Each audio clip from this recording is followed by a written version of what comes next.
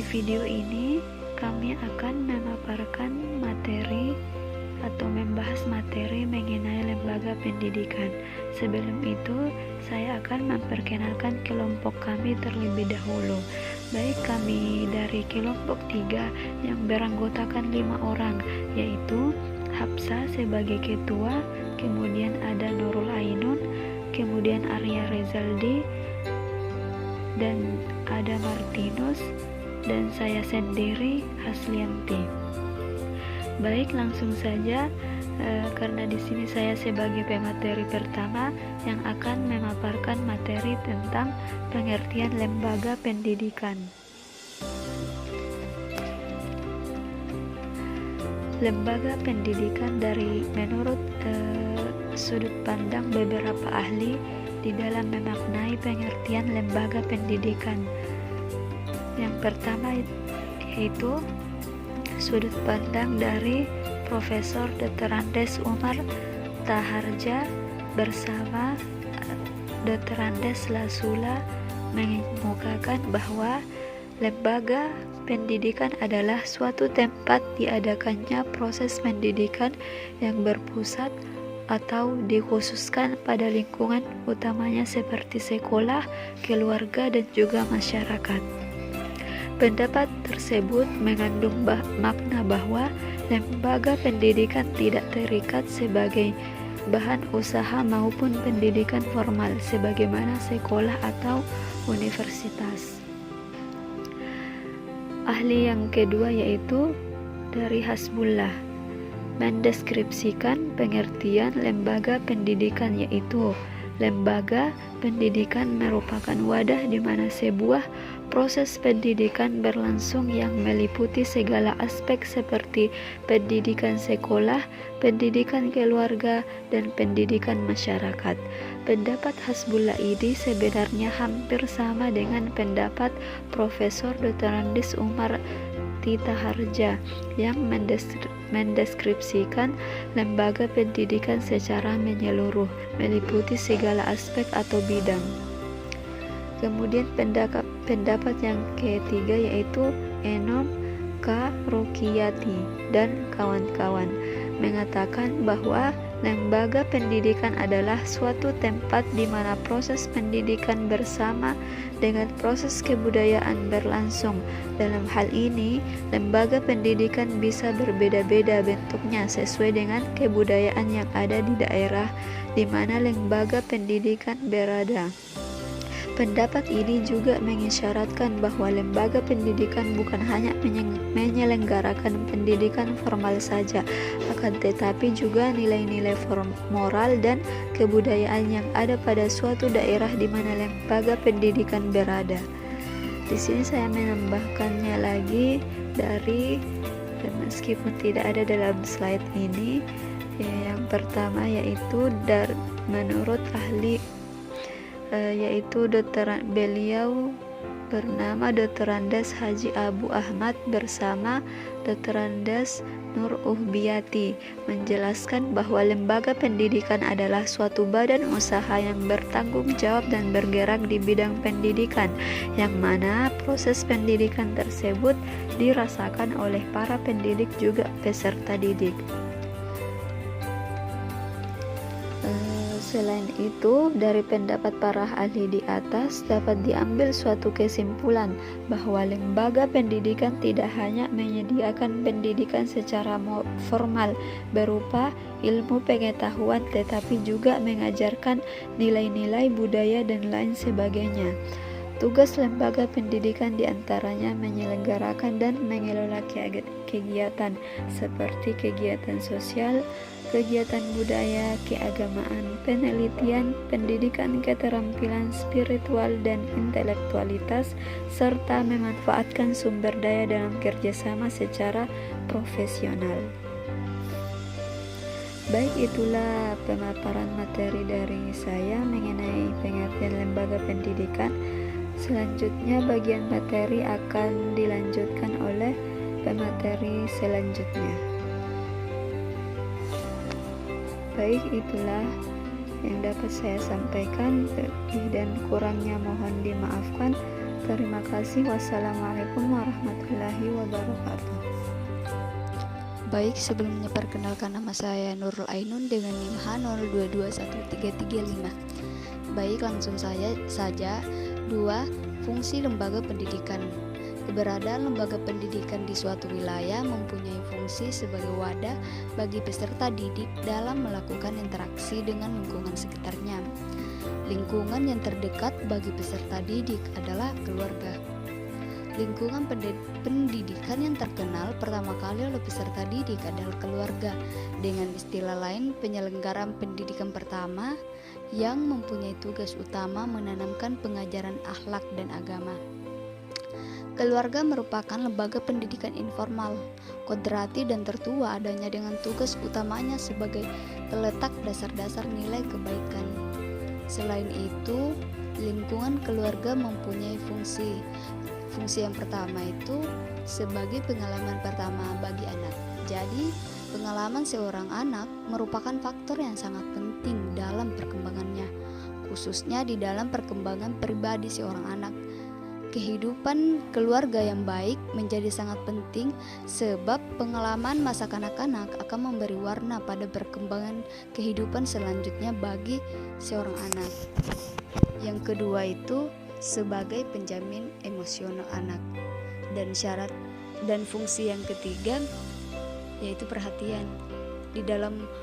Di sini di perhatian ini yang dimaksud itu yang pertama itu orang tua harus memahami dan mengikuti kemauan anaknya, dan yang kedua memahami tingkah lakunya, dan yang ketiga perhatian yang lebih.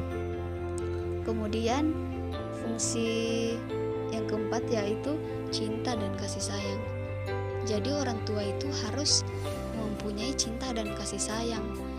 Jadi orang tua itu harus mengucapkan yang lemah lembut, membuat sesuatu yang menyenangkan, dan menanamkan nilai kebaikan dan pendidikan pada setiap ucapan dan tingkah laku. Dan yang kelima yaitu menumbuhkan sikap mandiri dengan memberikan contoh terus-menerus pada setiap kesempatan. Yang keenam itu penanaman nilai moral. Di dalam sebuah pepatah dikatakan bahwa buah jatuh tidak jauh dari pohonnya, yang artinya tingkah laku anak meniru apa-apa yang dilakukan oleh orang tuanya. Untuk itu, sebagai orang tua dapat menjadi contoh dan mengajarkan hal-hal yang baik dan menjadi suri tauladan bagi anak. Yang ketujuh yaitu pengajaran nilai sosial. Dikatakan keluarga sebagai lingkungan pendidikan awal, maka sedapat mungkin dapat menanamkan nilai bersosial kepada anak, seperti bagaimana membantu kepada saudara yang lain, bagaimana cara menjaga kebersihan lingkungan, dan masih banyak lagi nilai-nilai kebaikan yang perlu diajarkan. Dan yang kedelapan yaitu penanaman nilai agama. Kondisi yang paling baik dalam usaha menanamkan nilai-nilai dasar pengetahuan tentang agama adalah di masa anak-anak. Keluarga dengan nuansa keagamaan dapat memberikan pengaruh yang sangat penting bagi anak. Sebagai contoh, kebiasaan mengucapkan salam ketika akan masuk rumah, dan lain-lain. Itu saja materi dari saya serahkan kepada pemateri selanjutnya. Bismillahirrahmanirrahim. Assalamualaikum warahmatullahi wabarakatuh. Sebelumnya, perkenalkan, nama saya Arya Risaldi dengan NIM H02213333. Baik, di sini saya akan melanjutkan materi dari Ainun. Langsung saja. Yang ketiga, lembaga formal dan non-formal. Dengan keterbatasan kemampuan dan waktu orang tua dalam memberikan pendidikan kepada anak, maka orang tua menyerahkan proses pengajarannya kepada pendidikan formal, yaitu di sekolah, sebagai lembaga yang mempunyai kompetensi dalam bidangnya. Adapun fungsi sekolah, yang pertama, membangun kecerdasan serta memberikan ilmu pengetahuan. Yang kedua, sebagai spesialisasi dalam bidang pendidikan serta pengajaran. Yang ketiga, proses pendidikan tertentu sistematis. Yang keempat, sebagai lahan sosialisasi perkembangan individu menjadi makhluk sosial. Yang kelima, sebagai media konservasi dan transmisi kultural.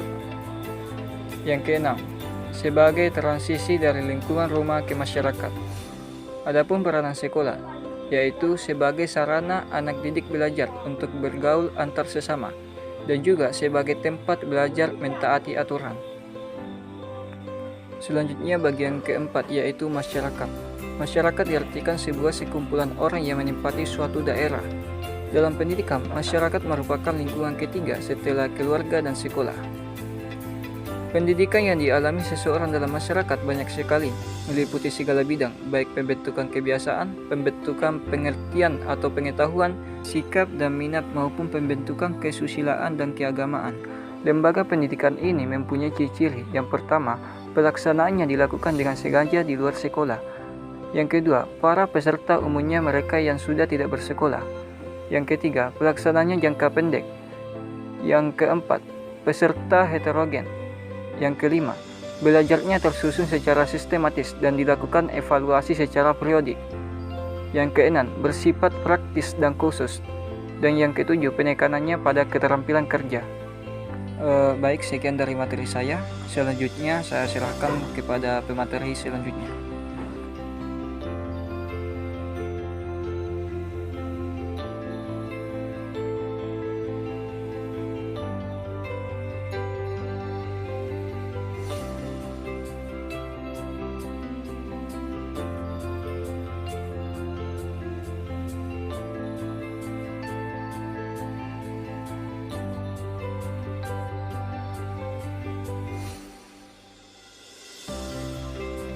Jadi baik, sebelumnya perkenalkan, nama saya Martinus dengan NIM H022130. Jadi baik, langsung saja saya melanjutkan materi itu di poin kelima, pengajaran luar sekolah. Pengajaran luar sekolah terdiri dari yang pertama pengajaran sosial, yang kedua masyarakat, yang ketiga rakyat, yang keempat mass education, yang kelima adult education, yang keenam extension education, yang ketujuh fundamental education. Beberapa sasaran pendidikan luar sekolah antara lain, yang pertama itu petani dan buruh, kemudian kedua kelompok remaja, yang ketiga pekerja yang mempunyai keterampilan, yang keempat kekompakan teknisi dan profesional, yang kelima pemimpin, yang keenam kelompok generasi tua. Kemudian masuk di poin ke-6, klasifikasi lembaga pendidikan. Cita-cita pembangunan bangsa diantaranya mewujudkan kesejahteraan masyarakat yang mencakup kesejahteraan lahir batin, material spiritual.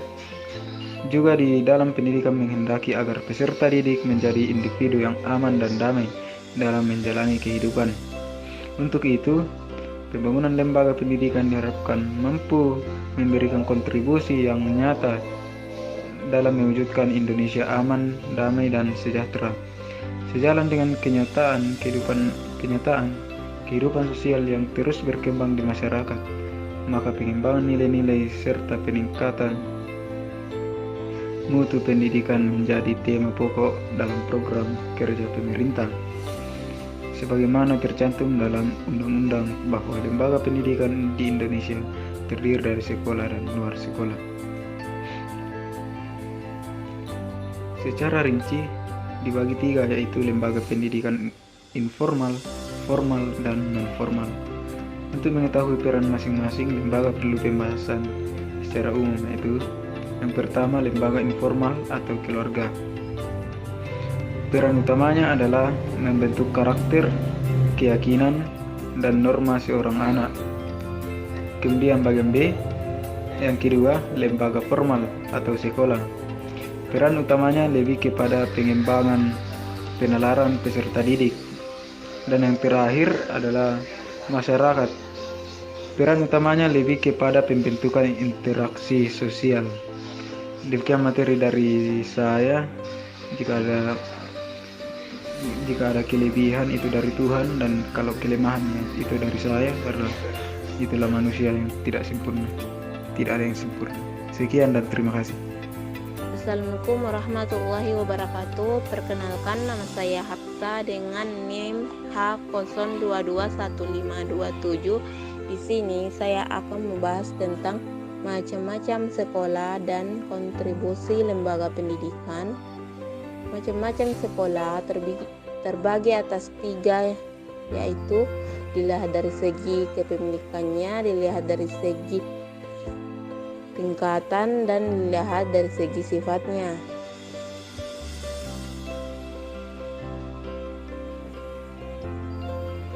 Dilihat dari segi kepemilikannya terbagi atas 2, yaitu sekolah yang dibangun oleh pemerintah dengan segala fasilitasnya atau disebut sekolah negeri.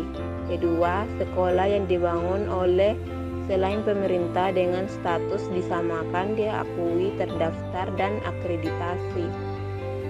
Kedua, dilihat dari segi tingkatan. Terbagi atas 3, yaitu pendidikan dasar, pendidikan menengah, dan pendidikan tinggi. Pendidikan dasar terbagi atas 2 jenis, yaitu sekolah dasar SD atau madrasah ibtidaiyah atau MI.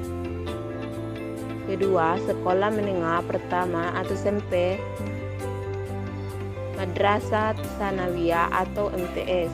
Pendidikan menengah terbagi atas 2, yaitu sekolah menengah umum atau SMU dan sekolah menengah kejuruan atau SMK. Kedua, yaitu madrasah aliyah atau MA. Pendidikan tinggi terbagi atas 5, yaitu akademik, politeknik, institut, sekolah tinggi, dan universitas. Dilihat dari segi sifatnya, sekolah umum yaitu sekolah yang belum mempersiapkan anak dalam spesialisasi pada bidang pekerjaan tertentu, contohnya SD atau MI, SMP atau MTS, SMU atau UMAN. Sekolah kejuruan yaitu lembaga pendidikan sekolah yang mempersiapkan anak untuk menguasai keahlian tertentu seperti SMA, MAPK atau MAK, SMK atau STM. Kontribusi lembaga pendidikan. Beberapa kontribusi sekolah bagi pendidikan diantaranya: pertama, memberikan pendidikan, memberikan pengajaran, dan memperbaiki serta membantu mengembangkan wawasan peserta didik yang berasal dari keluarga. Kedua, mengajarkan peserta didik menjadi pribadi yang dewasa dalam berpikir. Ketiga, mengajarkan peserta didik agar menjadi manusia yang berbudaya. Keempat, mengembangkan intelektual peserta didik serta memberikan keterampilan dengan tujuan agar memiliki keahlian tertentu jika pada saatnya terjun di dunia kerja. Baik, itulah tadi pemaparan materi dari kami mengenai lembaga pendidikan. Jadi yang dapat kami simpulkan mengenai materi tersebut adalah lingkungan pendidikan dapat diartikan sebagai faktor lingkungan yang berpengaruh terhadap praktik pendidikan. Lingkungan pendidikan sebagai lingkungan tempat berlangsungnya proses pendidikan yang merupakan bagian dari lingkungan sosial. Lingkungan pendidikan adalah segala sesuatu yang ada dan terjadi di sekeliling proses pendidikan itu berlangsung. Lingkungan pendidikan merupakan komponen yang sangat berpengaruh,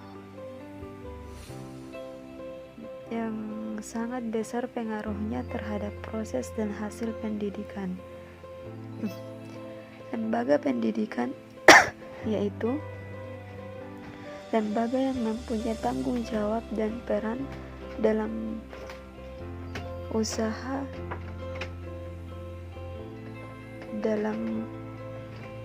usaha standar tujuan pendidikannya yaitu pendewasaan diri manusia. Bila kita teliti mulai dari masyarakat dan kebudayaan yang sederhana, maka lembaga-lembaga pendidikan itu meliputi lembaga keluarga, lembaga sekolah, dan lembaga masyarakat. Dalam sistem pendidikan nasional, pendidikan umum hidup dikelola atas tanggung jawab keluarga, sekolah, dan masyarakat, di mana masing-masing mempunyai tanggung jawab yang terpadu dalam rangka standar tujuan nasional. Keluarga sebagai lingkungan pertama bertanggung jawab untuk memberikan dasar dalam menumbuh kembangkan anak sebagai makhluk individu, sosial, susila, dan keagamaan. Sekolah sebagai lingkungan kedua, tugas mengembangkan kompetensi dasar yang dimiliki masing-masing individu agar mempunyai kecerdasan intelektual dan mental. Masyarakat sebagai lembaga ketiga memberikan anak kemampuan penalaran, keterampilan, dan sikap, juga menjadi tempat pengoptimalan perkembangan diri setiap individu. Baik, itulah tadi pemaparan materi dari kelompok kami 3. Kurang lebihnya mohon dimaafkan. Saya akhiri dengan mengucapkan alhamdulillahirabbil alamin. Terima kasih. Wassalamualaikum warahmatullahi wabarakatuh.